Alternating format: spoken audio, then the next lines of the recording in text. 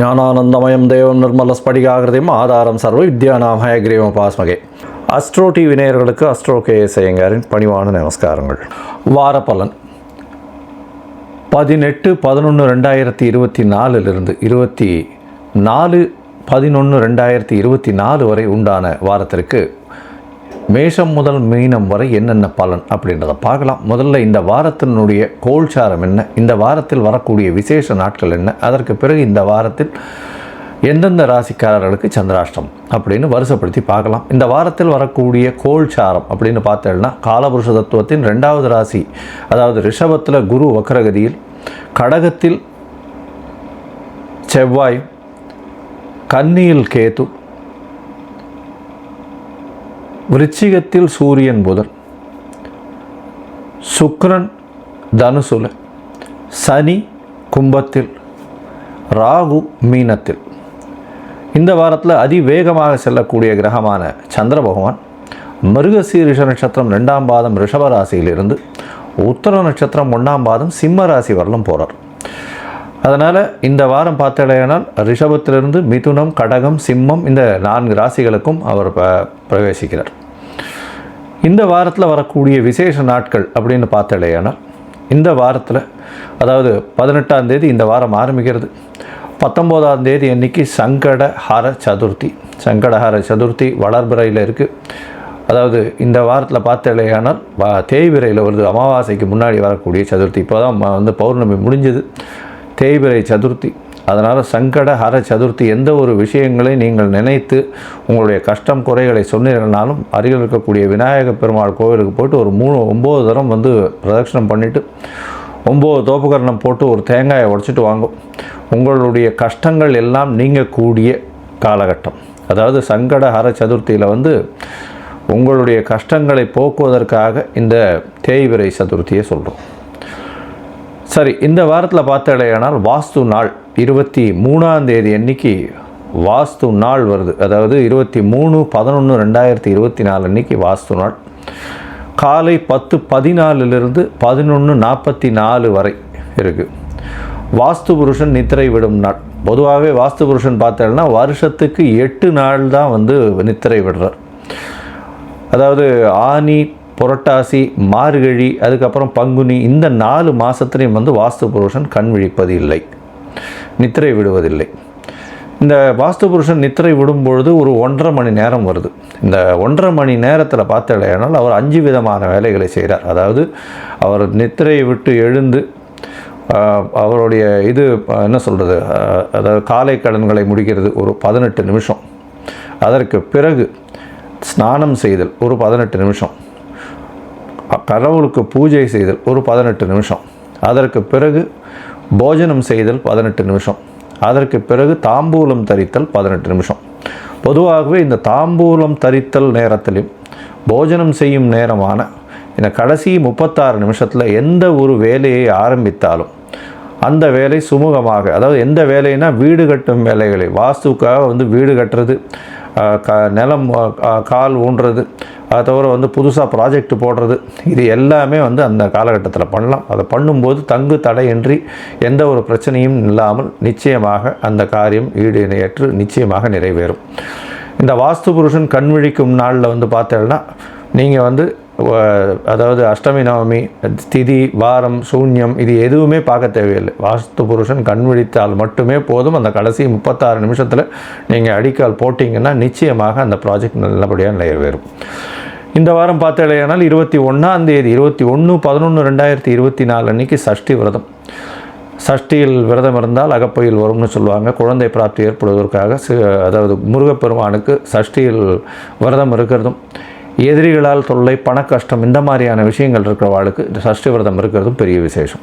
அதன் மூலியமாக அவர்களுக்கு நிச்சயமாக எல்லா விதமான ஏற்றங்களும் வரும். இந்த வாரத்தில் பார்த்தேனால் கால பைரவ அஷ்டமி, அதாவது 22ஆம் தேதி அன்றைக்கி பார்த்தோன்னா கால பைரவ அஷ்டமி. அதாவது காத்தாலும் சப்தமி இருக்குது, சாயந்தரம் அஷ்டமி வந்துடுறது. அதனால் கால பைரவர் அப்படின்றவர் இந்த சிவன் கோவில் சாயந்தரமாக இதுவெல்லாம் முடிச்சுட்டு கால பூஜைகள் எல்லாம் முடிச்சுட்டு அந்த கோவிலில் பூட்டும்போது அந்த சாவியை கொண்டு போய் பூட்டிட்டு அங்கே காலபைரவர்கிட்ட தான் ஒப்படைச்சிட்டு வருவாள். காலபைரவர் எல்லாத்தையும் கட்டி காப்பவர். சனி பகவானுக்கே அவர் குருநாதர்னு சொல்லக்கூடியவர். அதனால் சனி தொல்லை அதிகமாக இருந்ததே ஆனால் காலபைரவரை வணங்கி வர்றது ரொம்பவும் விசேஷம். அதன் மூலியமாக சனி பகவானுடைய பிரச்சனைகளிலிருந்து விடுபடக்கூடும் அப்படின்னு ஜோதிட சாஸ்திரம் சொல்கிறது. சரி, இந்த வாரத்தில் பார்த்தாலேயானால் எந்தெந்த ராசிக்காரர்களுக்கு சந்திராஷ்டமம் அப்படின்றத பார்ப்போம். இந்த வாரத்தில் ராசிக்காரர்களுக்கு சந்திராஷ்டமம் பார்த்தோம்னா துலா ராசிக்காரர்களுக்கு 18ஆம் தேதி காலை வரலும் இருக்குது. அதாவது துலாம், விருச்சிகம், தனுசு, மகரம் இந்த 4 ராசிக்காரர்களுக்கும் சந்திராஷ்டமம் இருக்குது. சந்திராஷ்டமம்னா உங்களுடைய பிறந்த ராசியில் அதிலிருந்து 8ஆம் இடத்துல சந்திர பகவான் மறைந்து இருக்கக்கூடிய காலகட்டத்தை சந்திராஷ்டமம்னு சொல்கிறோம். அதாவது கோச்சார சந்திரன் மறைந்து இருக்கக்கூடிய காலகட்டத்தில் சந்திராஷ்டமம்னு சொல்கிறோம். சந்திர பகவான்றவர் மதிகாரகன் மறைந்திருக்கக்கூடிய காலகட்டத்தில் சந்திராஷ்டமம் வருது. இதன் மூலியமாக தவறான முடிவுகள் எடுக்கக்கூடும். தேவையற்ற விதண்டாவாதத்தில் ஈடுபடக்கூடும். யாருக்காவது தேவையற்ற ஜாமீன் கையெழுத்தெல்லாம் போட்டால் பிரச்சனையில் போய் மாட்டுவீங்க. அதனால் எந்த முயற்சியும் வேண்டாம், புதிதாக முயற்சி வேண்டாம், வெளியூர் வெளிமாநில பிரயாணம் வேண்டாம்னு சொல்கிறோம். இதன் மூலியமாக சந்திரன் பண்ண வேண்டிய கட்டாயத்தில் இருந்ததுன்னா சந்திர பகவானுக்கு உண்டான எளிய பரிகாரம்னு சொல்லக்கூடிய அருகில் இருக்கக்கூடிய கோவிலில் உங்களால் முடிஞ்ச அளவுக்கு பசும்பால் வாங்கி கொடுத்துட்டு போகிறதன் மூலியமாக அபிஷேகத்துக்கு சந்திராஷ்டமத்தின் தாக்கம் குறையும். சரி, இந்த வாரம் அதாவது 18/11/2024 24/11/2024 வரை மேஷம் முதல் மீனம் வரை எப்படி இருக்குது அப்படின்றத பார்க்கலாம். அதற்கு முன்னாடி என்னுடைய மொபைல் நம்பர் ஸ்க்ராலிங்கில் வந்துட்டுருக்கோம். உங்களுக்கு அஸ்ட்ராலாஜிக்கல் கன்சல்ட் தேவைப்பட்டதே ஆனால் நீங்கள் என்னுடைய மொபைல் நம்பருக்கு கான்டாக்ட் பண்ணுங்க. உங்களுடைய பெயர், உங்களுடைய date of birth, time of birth, place of birth, உங்களுடைய தாய் தகப்பனார் பெயர் இதுவரை எனக்கு அனுப்புங்க. என்னுடைய கட்டணம் என்னென்னு சொல்கிறேன். அதற்கு பிறகு உங்களுடைய நீங்கள் கட்டணத்தை செலுத்திட்டு அதனுடைய யூடிஆர் நம்பர் ஷேர் பண்ணதுக்கப்புறம் உங்களுடைய ஜாதகத்தை போடுறேன். ஜாதகத்தில் சந்தி இருக்கான்றதை முக்கியமாக பார்க்கணும். ஏன்னா எனக்கு தெரிஞ்சு பாதி பேர் அதாவது 50 வயசு 55 வயசு வரலும் ரிஷப ராசின்னு சொல்லிட்டு இருப்பா. ஆனால் மிதுன ராசி மிருகசீரிஷ நட்சத்திரத்தில் இருப்பாள். அதே மாதிரி விசாக நட்சத்திரம்னு சொல்லுவாள். துலா ராசின்னு நினச்சின்னு இருப்பாள். அது விருச்சிக ராசியில் இருப்பாள். இந்த மாதிரியான உடைந்த நட்சத்திரங்கள், கால் நட்சத்திரம், முக்கால் நட்சத்திரம், மர நட்சத்திரம், இந்த மாதிரியான உடைந்த நட்சத்திரங்களில் இருக்கிறவாளுக்கெல்லாம் பெரிய பிரச்சனை. எந்த நட்சத்திரத்தில் பாதத்தில் இருக்கா, எந்த ராசியில் இருக்கான்னே தெரியாமல் இருக்குது. இதன் மூலியமாக அவர்கள் அதாவது பெருமாளுக்கு சங்கல்பம் பண்ணிக்கிறதுலேருந்து அர்ச்சனை பண்ணுறதுலேருந்து எல்லா விஷயத்துலேயுமே பிரச்சனைகள் இருக்குது. அதனால் இவளுக்கு நல்ல காலம் இந்த ராசியில் பிறந்திருக்கா, அதே மாதிரி லக்ன சந்தி இருந்ததுன்னா இந்த லக்னத்தில் பிறந்திருக்கான்னு நினச்சிட்டு இருப்பாள். ஆனால் அடுத்த லக்னமாக இருக்கும், லக்ன பாதங்களும் வேறுபட்டு போயிருக்கும். அதனால் அவர்களுக்கு நல்ல நேரம் இருக்குதுன்னு கணித்தது எல்லாமே பொய்யா போகக்கூடும். அதனால் இதை முதல்ல பார்த்துட்டு அதுக்கப்புறம் உங்களுடைய அதாவது உங்களுடைய ஜாதகத்தை போட்டுட்டு அதுக்கப்புறம் அப்பாயின்மெண்ட் தர நம்ம அதுக்கு ஏற்ற மாதிரி பேசலாம்.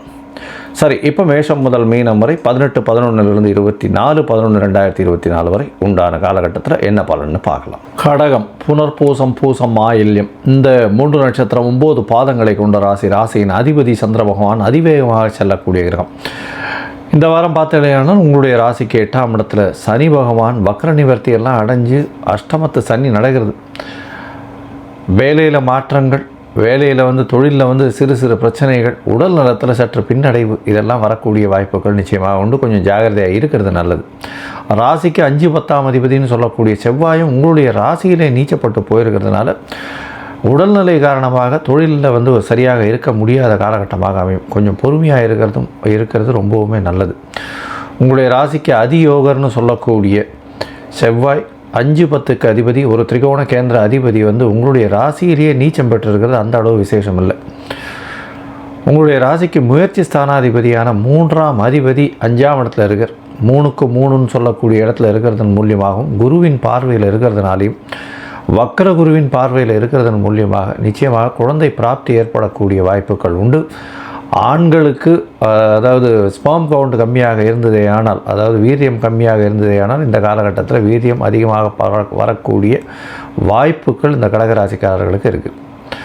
இந்த வாரம் பார்த்தாலேயானால் உங்களுடைய ராசிக்கு 2ஆம் அதிபதியான சூரியன் 5ஆம் இடத்துல போய் இருக்கிறதும் புதனோடு சம்பந்தப்படுறதும், அதை தவிர குருவோடைய பார்வை இருக்கிறதும் சிவராஜ யோகத்தில் இருக்கிறதும் பெரிய விசேஷம். உங்களுடைய அதாவது என்ன சொல்கிறது, புதிய பதவி கிடைக்கும், உங்களுக்கு ப்ரமோஷன் கிடைக்கக்கூடிய வாய்ப்பு இருக்கும், வேலையில் மாற்றங்கள், வேலையில் ஏற்றங்கள் இருக்கும், திடீர் பணம் வரக்கூடிய வாய்ப்புகள் நிச்சயமாக உண்டு. உங்களுடைய ராசிக்கு பார்த்தாலேயானால் 6ஆம் அதிபதியும் 11ஆம் அதிபதியும் பரிவர்த்தனை யோகம் பெறதுனால வேலையில் ப்ரமோஷன் கிடைக்கக்கூடிய வாய்ப்பு உண்டு.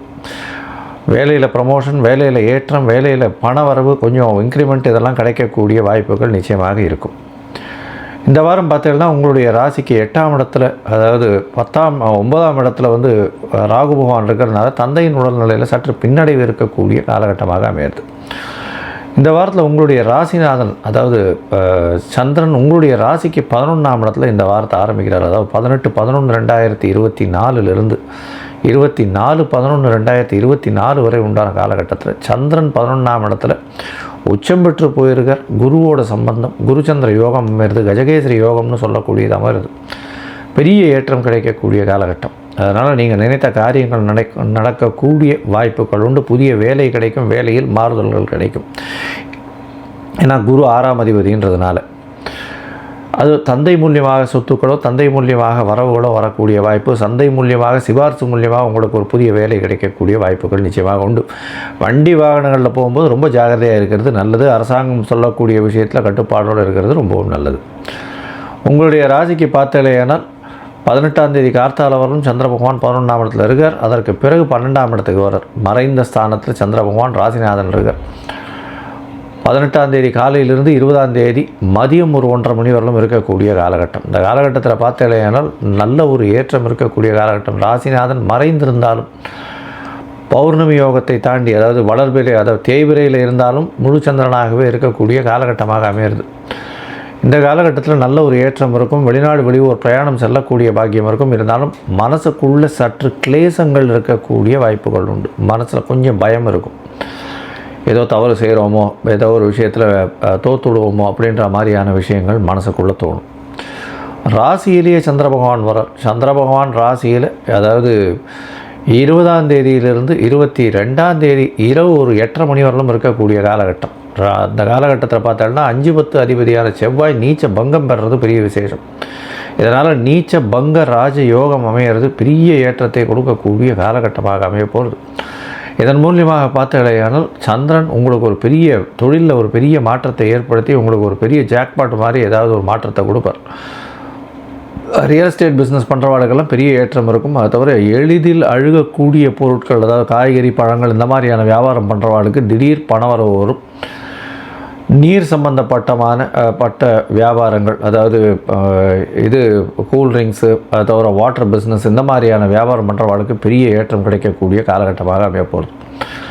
உங்களுடைய ராசிக்கு 2ஆம் இடத்துல சந்திர பகவான் போகிறார். 2ஆம் இடத்துல சந்திர பகவான் போகும்போது அது வந்து 22ஆம் தேதி இரவு 8:30 மணியிலிருந்து 25ஆம் தேதி காலை 10 மணி வரலும் இருக்கக்கூடிய காலகட்டமாக அமையிறது. இந்த காலகட்டத்தில் பார்த்தாலேயானால் சனியின் பார்வை இருக்கிறதுனால குடும்பத்தில் சிறு சிறு பிரச்சனைகள் வரக்கூடிய வாய்ப்புகள் நிச்சயமாக உண்டு. பேச்சில் ரொம்ப கவனமாக இருக்கிறது ரொம்பவும் நல்லது. இந்த வாரத்தில் நீங்கள் அருகில் இருக்கக்கூடிய முருகன் கோவிலுக்கு போயிட்டு வாங்க, நல்ல ஒரு ஏற்றம் கிடைக்கும். கார்த்திகை மாதம் வேறு. அருகில் இருக்கக்கூடிய குன்றத்தூர் முருகன் கோவிலுக்கு போயிட்டு வர்றதும், அங்கே வந்து ஒரு மஞ்சள் கலர் வஸ்திரம் தானமாக கொடுக்கறதன் மூலியமாக உங்களுடைய வாழ்வில் பெரிய ஏற்றமும் மாற்றமும் நிச்சயமாக வந்து சேரும்.